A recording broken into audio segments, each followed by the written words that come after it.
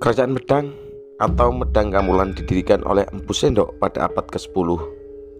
Kerajaan Medang adalah lanjutan dari Kerajaan Mataram kuno di Jawa Tengah yang dipindah oleh Empu Sendok.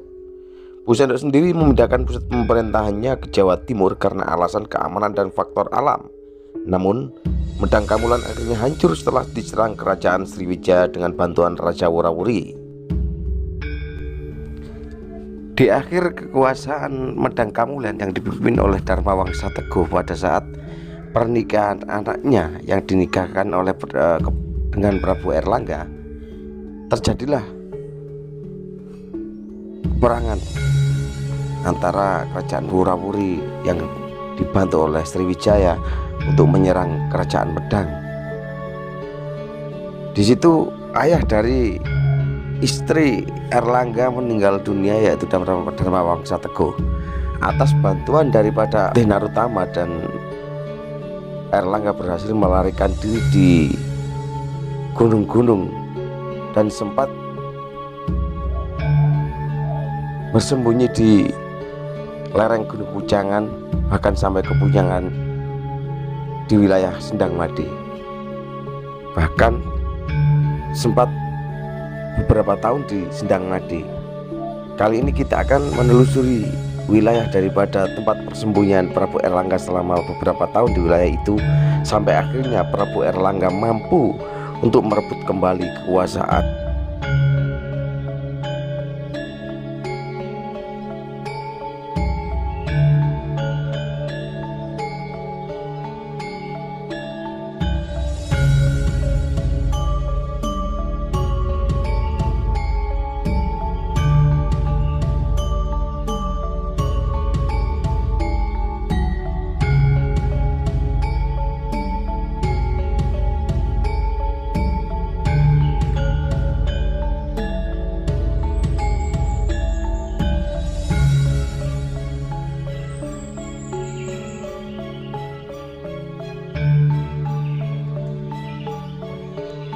Kelahiran Sendang Made ini sebenarnya belum ada buku untuk cerita itu, cuma ini cuplikan tuh pernah di waktu ada penelitian dari Jakarta itu kan ada istilah buku di situ pernah pelarian Airlangga.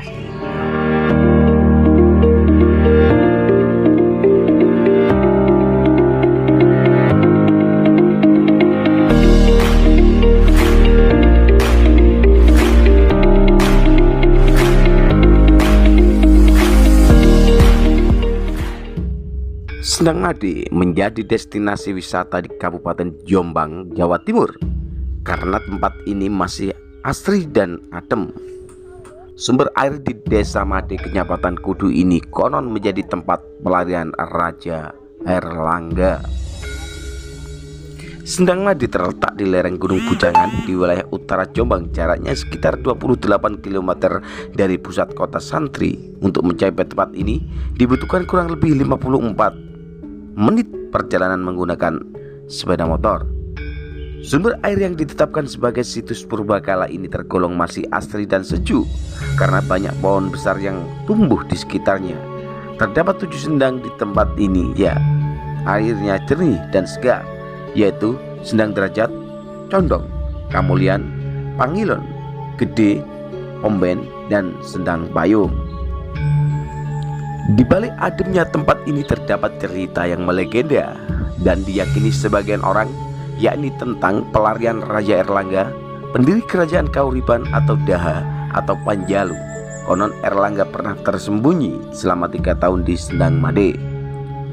Julu pelihara situs Sendang Made Batri menceritakan Airlangga yang baru berusia belasan tahun menikah dengan Galuh Sekar, putri Dharmawangsa Teguh, yang tak lain adalah paman sendiri.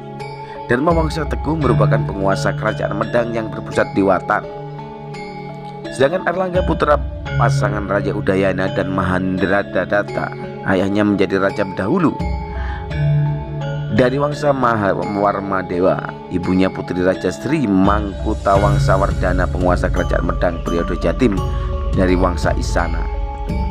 Mangunta Wangsawardhana merupakan cucu Mpu Sendok, raja pertama kerajaan Medang periode Jatim yang berkuasa pada 929 sampai 947 Masehi.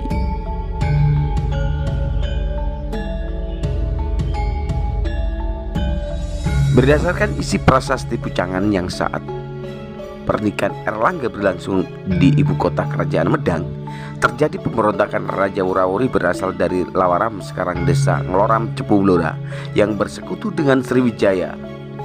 Terjadi peperangan dahsyat, kerajaan Dharmawangsa Teguh dibakar sampai habis dan Dharmawangsa Teguh meninggal dunia, tutur Badri kepada media.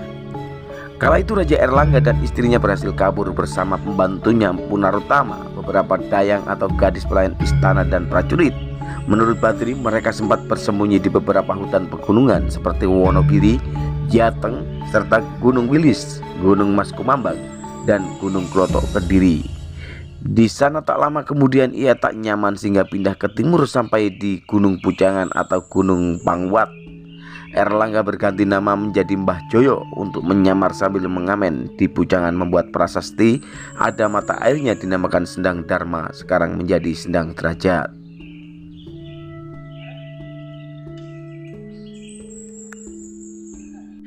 Kalau boleh tahu sejarahnya Sendang Made itu gimana Pak Bakri? Ya. Ini setelah kan Sendang Made ini sebenarnya belum ada buku untuk cerita itu.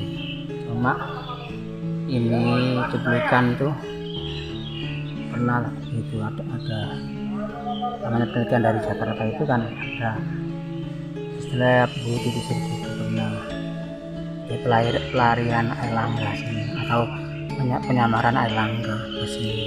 Kan Erlangga itu kan dari anaknya Udayana. Ibunya namanya Mahendrata, ibu ya, apa anaknya Sendok. Erlangga ke sini itu dinikahkan oleh anaknya paman sendiri, namanya Dharmawangsa Teguh, di Patan atau di Magetan. Nah, di sana waktu pernikahan ditemukan langsung mendadak diserang oleh kerajaan Ulawari. Nah, di sana adanya peperangan dengan dahsyat, sudah dibakar kerajaannya, akhirnya pamannya yang namanya Dharmawangsa Teguh itu meninggal dunia. Ini Erlangga sama dayang-dayangnya ini dibawa lari oleh penggawanya yang namanya dibawa ke Wonogiri. Wono itu kalau menurut keterangan itu Wono itu alas itu dibawa ke gunung masuk di gunung Klotok, gunung Mas Kumambang, di daerah di sana. Nah, di sana entah berapa hari atau berapa minggu itu di sana tidak nyaman. Akhirnya Narutama membawa lari ke negara timur, istilah sambil aman gitu. Sambil aman sana sini itu, tapi nyamannya bukan untuk mencari uang tapi Persinggahan. Tapi untuk penyamaran. Jangan sampai penyamarannya tidak dapat ketahuan, tidak ketahuan oleh kerajaan. Disantai di sini, terakhir ke Gunung Pucangan. Nah, Gunung Pucangan di mana? Gunung Pucangan itu di sana itu sebelah utara sana. Ini sekitar 4 kiloan dari Sendang Made.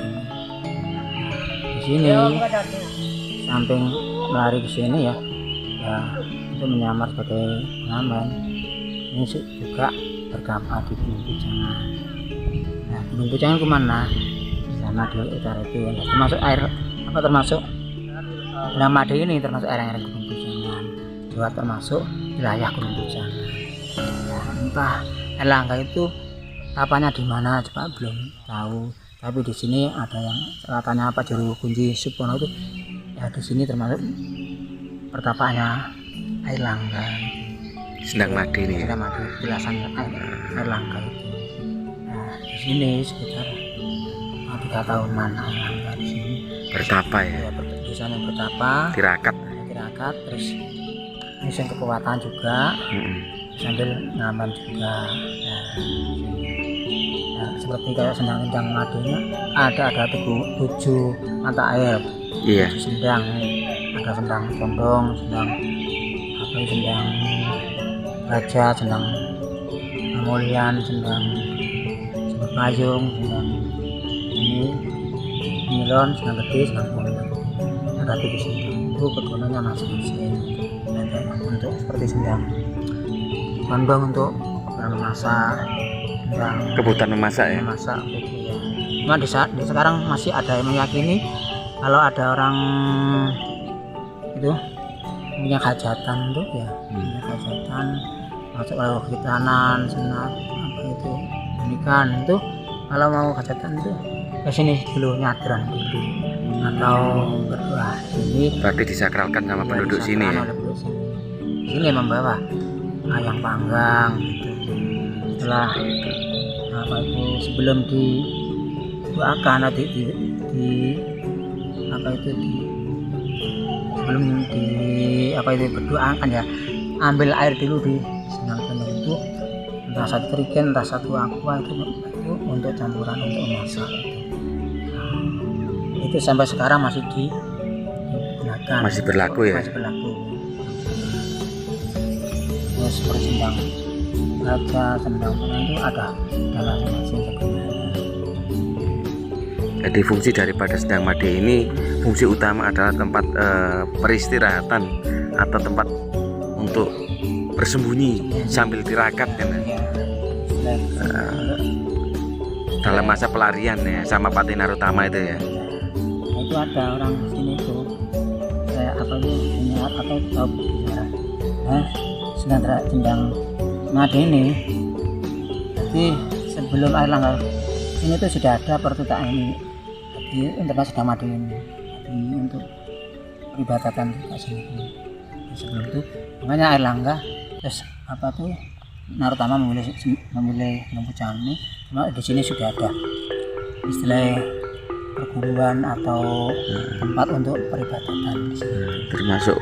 Termasuk di samping untuk bersembunyi juga membangun tempat untuk beribadah. Ya, terus apa di sini.